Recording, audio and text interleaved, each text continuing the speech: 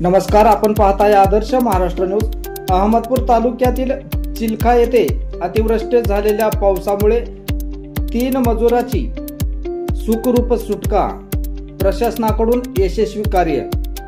सविस्तर असे की दिनांक 26 सप्टेंबर रोजी झालेल्या अतिवृष्टी पावसामुळे लातूर जिल्ह्यात जोरदार पाऊस झाल्याने अहमदपूर तालुक्यातील चिलखा येथे कामासाठी गेलेल्या 3 इसम नदीकाठी अडकल्याची माहिती मिळताच सकाळी 7:30 वाजता प्रशासनाकडून बचाव कार्य सुरू केले।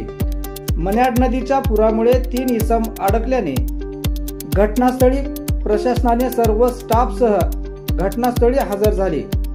अहमदपूरच्या रेस्क्यू टीमच्या मदतीने व पोलीस मुख्यालय येथील रेस्क्यू टीम मधील पोलीस कॉन्स्टेबल रियाज देशमुख व गावातील नामदेव माने राहणार चिलखा यांचे मोलाचे सहकार्य मिळाले। मन्याड नदीच्या पुरात अडकलेल्या अली कौसर वय वर्ष 23 राहणार बिहार, रामकिशन भुजंग कांबळे वय वर्ष 45 राहणार हिप्परगा तालुका मुखेड, नंदकुमार शंकरराव वळसे वय वर्ष 50 राहणार मंगनाळ तालुका कंधार यांना पुरातून रेस्क्यू टीमने दुपारी 1 वाजता बाहेर सुखरूप काढण्यात यश आले।